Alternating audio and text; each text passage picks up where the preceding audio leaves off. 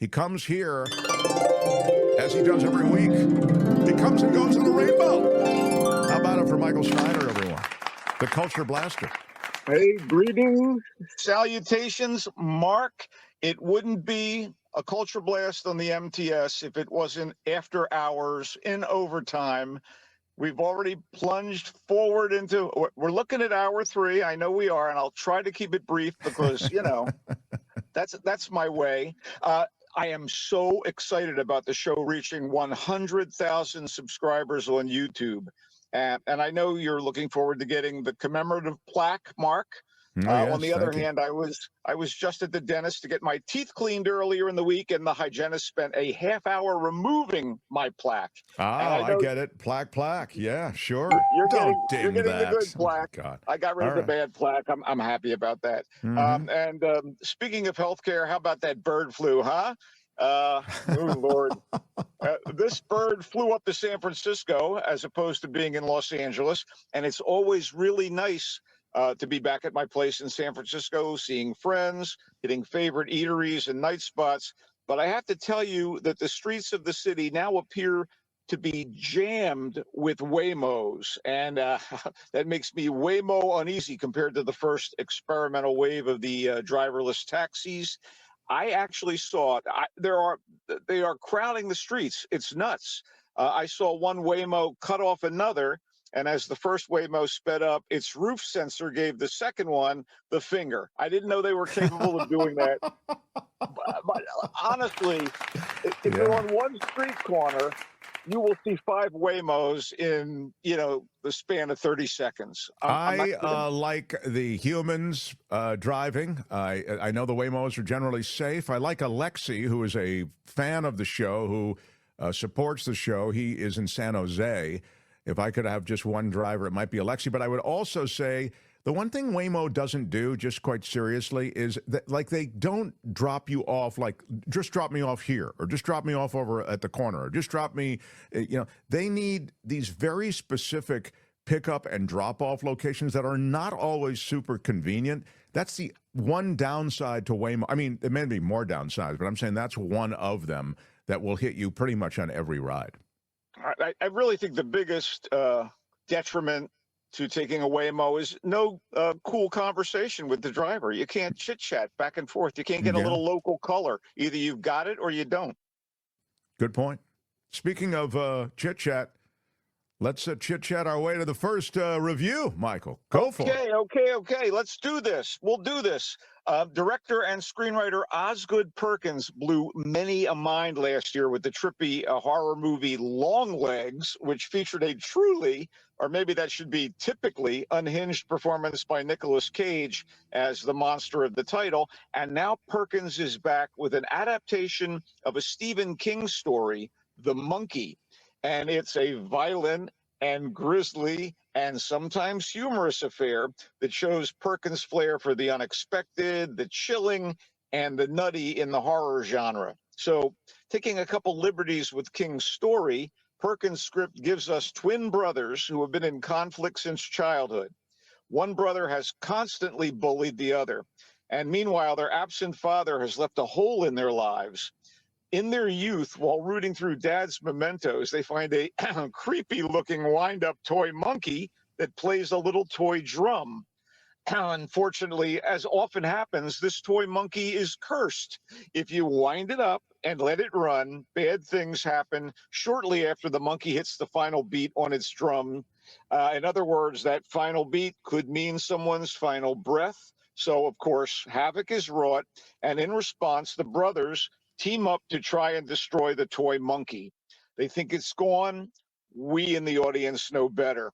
Years later, the twins are grown up and they're still alienated from one another, but they're brought together, like it or not, when the toy monkey somehow returns and people start to die.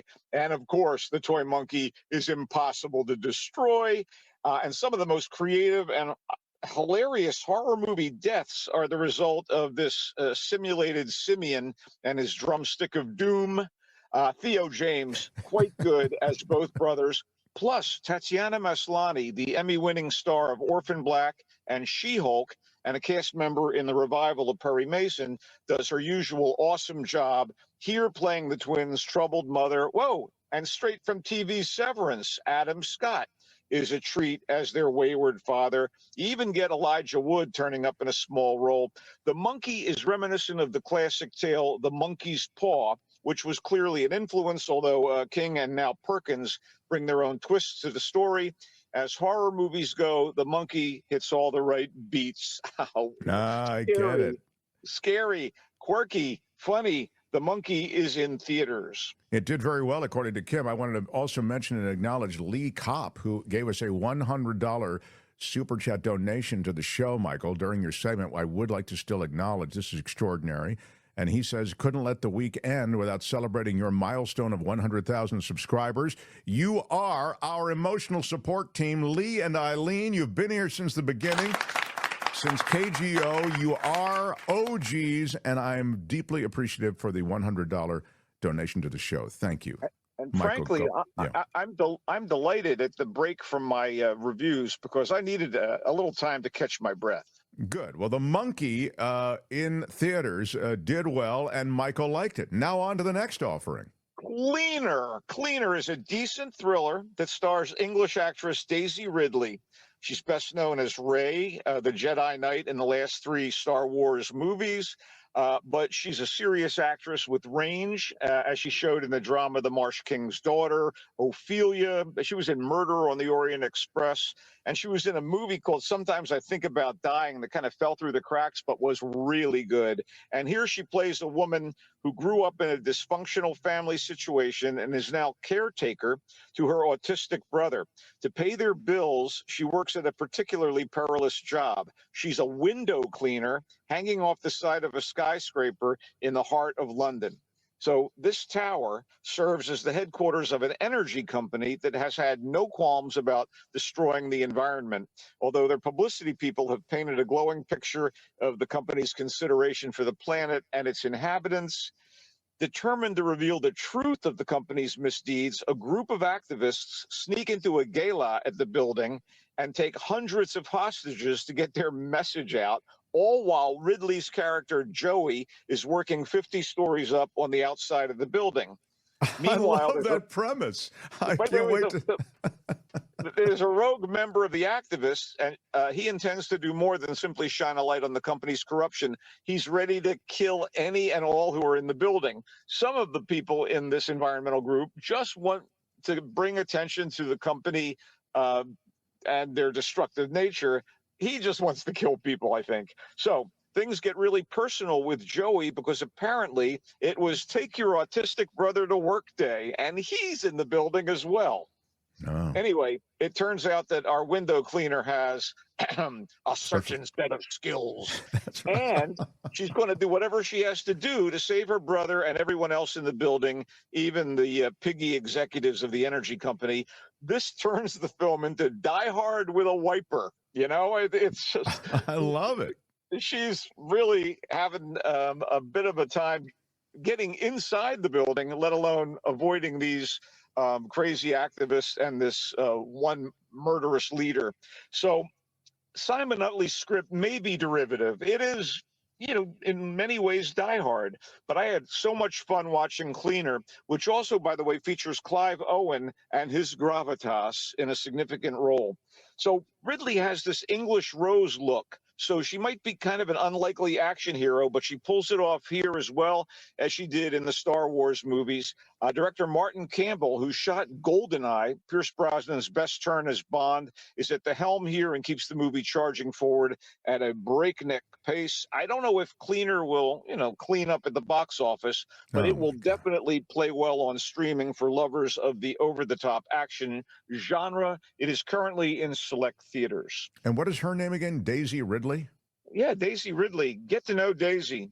Yeah. She is talented, and she can kind of do it all. Love it. I'm interested in that one. Okay, what's next? Okay, Old Guy. I mean, I blanched at the title as the years rack up here. Old Guy is a middling to mediocre action comedy directed by Simon West, whose filmography... How old is the old guy, 50? I mean, give me the bad news. Mid-60s, yeah. I don't know. Maybe it's Hollywood old. I don't know. Okay. Anyway, I'll get to the guy himself. But Yeah. this is directed by Simon West, and he is the director of that crazy 1997 Nick Cage thriller, Con Air, that Angelina Jolie Lara Croft movie, and Jason Statham in 2011's The Mechanic. All pretty good, but he's also done a few duds, like an Expendables movie. Clearly, action is Simon West's thing, but this one doesn't quite hit the mark, despite an interesting bit of casting. Largely set in the criminal underworld of Belfast, Ireland, this movie is about an aging hitman played by Christoph Waltz, who is, that terrific German actor. He's played villains. He's played weirdos. He was Ernst Stavro Blofeld in the James Bond movie Spectre, facing off against Daniel Craig. And here he is, embracing the years. And unfortunately, they're kind of phasing him out from his particular corner of the mob, and they have him on board to train a young hitman played by Cooper Hoffman. And Cooper Hoffman is, kind of doughy. He doesn't look too imposing as a hitman, but clearly that hides his own set of skills. And they're also teamed up with a woman who runs kind of a brothel. She's played by Lucy Liu, and they all end up together going to Belfast, where a hit has been laid out. And of course, there's all this double crossing going on, and they find themselves caught between two warring factions in Belfast. And they eventually learn to work together. Spoiler alert. It just didn't hit the spot for me. It wasn't particularly funny as a comedy, and the action beats were expected. And I just didn't find myself invested in any of the characters. For those who don't know, Cooper Hoffman is the son of the late Philip Seymour Hoffman, and he brings some of his dad's thespian skills to bear here, and also that kind of whimsy that Hoffman, the elder, would bring to roles. It just didn't work for me. I wish it had been better. I always wish they had been better, right? This particular movie is in fact streaming now. If you want to watch it, it's in some theaters. And, if you're going to stream something or seek out an action movie this week, it would be cleaner. And again, I think The Monkey is probably a little better than that. Let's do some quickies, really short. One second for me. 1 second. Kim, are you on this? Because I can't monitor the chat and talk to Michael. So apparently there's some controversy in the chat, and I've been sending you messages about it. No, you got it, but I don't know what's happening. I don't mean to chuckle. It might be ugly. But anyway, if you could watch that, Kim, I'd appreciate it. Go ahead, Michael. Thank you. Maybe people disagree with me on my opinion, but, No, okay. It's got nothing to do with you, I don't think. I think it's... Thank goodness. Yeah, go ahead.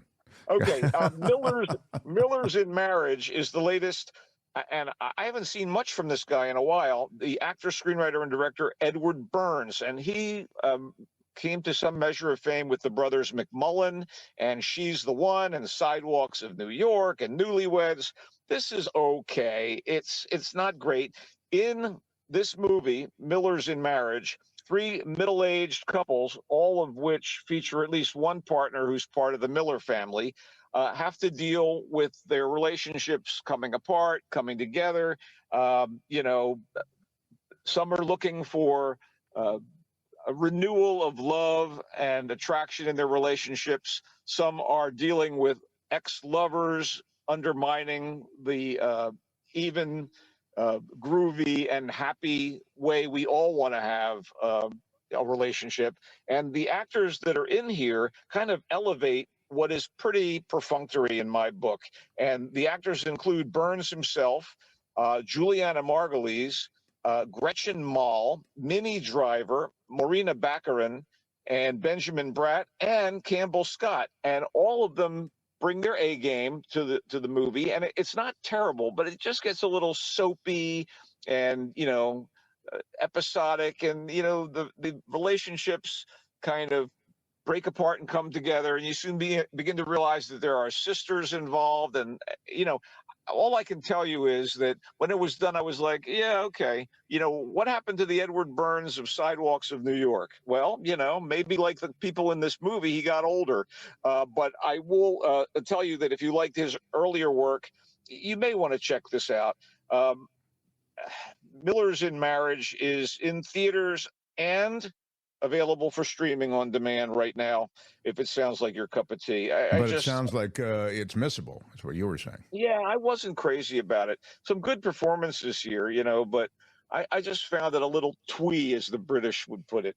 Yeah. Let's wrap things up here with Ex-Husbands, another multi-character ensemble situation about dysfunctional families and familial relationships and loss of love, family dysfunction, generational conflict, and the march of time are all among the elements that comprise Ex-Husbands, which was written and directed by Noah Pritzker, and it stars, to its credit, Griffin Dunn. You may remember him from Scorsese's After Hours. He was in An American Werewolf in London. And here he plays a man in the middle of a midlife crisis. His wife has left him. His father, played by Richard Benjamin, by the way, is succumbing to dementia. The wife is played by Roseanne Arquette. And his youngest son is coming out while his eldest son is having a bachelor's weekend in Tulum before marrying his girlfriend.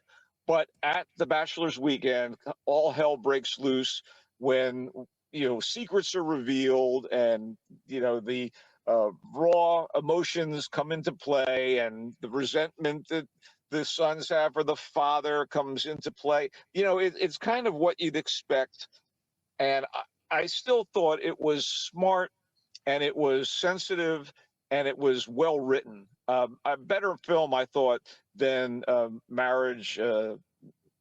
Mullins in whatever that other movie was called. I'm so over it. Miller's in Marriage. There you go. I knew it was some kind of tongue twister. So I thought Ex-Husbands was a little better than that. And it is also on release in select theaters, and it won't be available for streaming until March 25th. So, if you are interested in it and don't want to go to the theater. I mean, I will say this: it seems like a really great cast, and even it seems like you could build quite the, I don't know, an interesting dynamic with that cast doing almost anything that is at all substantive. You could have a good time. That's fair, but it's mostly on Griffin Dunn's shoulders. We don't see much of Richard Benjamin and Rosanna Arquette. And when you think about cast elevating material, that's what happens in a large part of Miller's in Marriage. You do enjoy watching those people interact and work and ply their craft. But actually, of the two films, Ex-Husband struck me as the better one. Let's move on quickly to some video options that we could recommend, both of which were delightful so far. I watched episode 1 of the new season of Reacher, which is about a man Reacher. mountain. Oh my God, a man mountain of a former military policeman who is sort of like Johnny Crime Seed. He goes from town to town, solving murders and bringing down villains. And he's played by the prodigiously buff Alan Richson. And, the guy is, he look like you don't mess with him on any in any opportunity you have to encounter the guy. Watch yourself, because he can snap you in two. Anyway, in this latest edition of the series, which of course is based on a well-loved bunch of crime novels, books, Reacher he's in Maine, the state of Maine, in a town, and he apparently wants to save a kid from being kidnapped, and the kid is the son of what appears to be a major figure in the drug trade. And this is what triggers the action in Reacher. And things are not necessarily what they seem as they first play out. And, oddly enough, Anthony Michael Hall, you might have seen him in the red carpet segment of the Saturday Night Live 50th anniversary. He was briefly a cast member. He plays this kind of businessman / drug lord, the big bad in Reacher. so far, and I enjoyed it. You can see it on Amazon Prime. The first season was great. The second season, not quite as good. This looks primed to be a good one. And we'll Wow. just wrap up finally with a mention of Zero Day. Zero Day is on Netflix, and I believe it's the first TV series to star Robert De Niro. And in Zero Day, he plays an ex-president, kind of Biden-esque. He seems to be having some problems with mental acuity, and he decided to not run for a second term. Boy, this sounds so much like Joe Biden. And a big crisis erupts, and he's brought in by the current president, who is, in fact, a woman of color. You know, boy, we wish that's what happened here in the real world, but no, that isn't what went down. There are terrific actors here. I'm really excited about this. As a matter of fact, Lizzie Kaplan plays De Niro's character's daughter. Jesse Plemons is his advisor.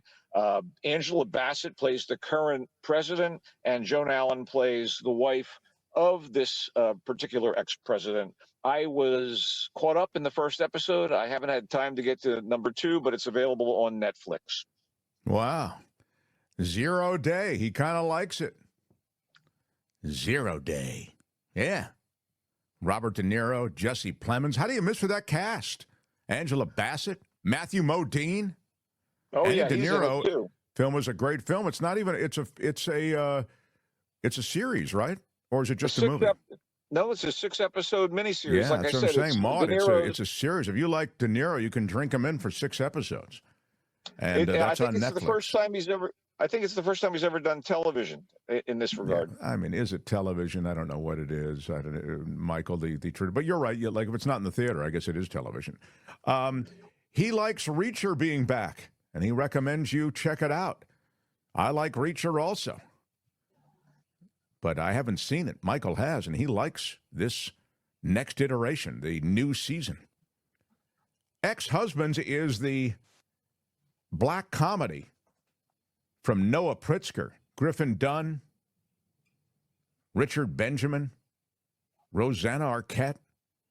He said it's good. It's okay, is what I got from you, Michael, on that. Yeah. Am I right? Yeah, that's about right. It's okay. I wasn't blown away by it, but I was engaged. It's a smart piece of writing.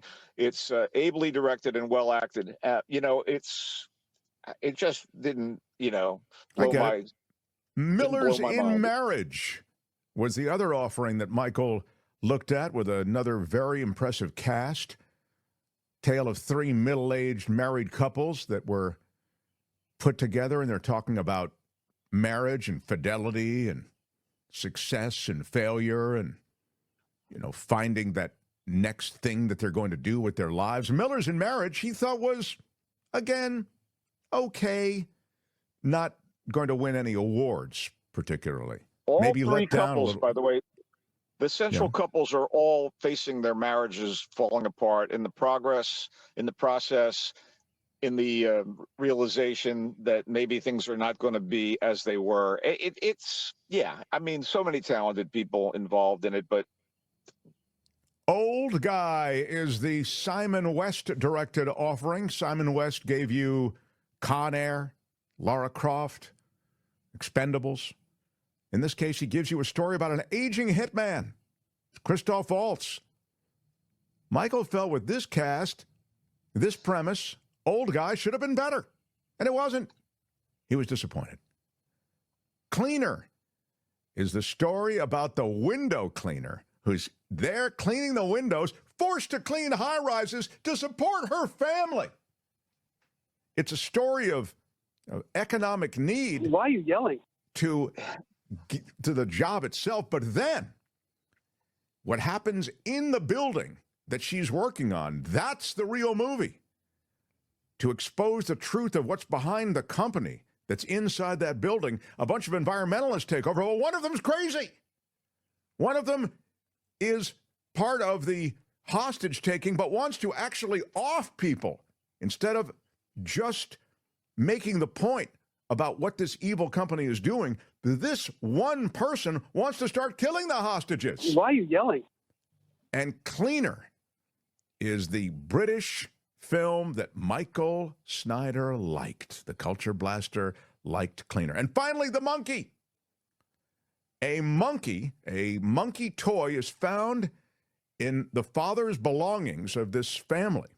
Sifting through their father's stuff, they find that this monkey, when he starts drumming, if they wind him up, bad stuff happens. And when he reaches that final beat of the drum, why are you yelling? Really bad stuff can happen. Michael Snyder liked it. The Monkey. It's in theaters now. Yeah. Hey, it's the monkey. I'm telling you, man, of all the movies, it's probably the best of them this weekend. Michael, you're great. Thank you for hanging out late with us. You can find Michael on the Voice SF, thevoicesf.com. Check it out any old time.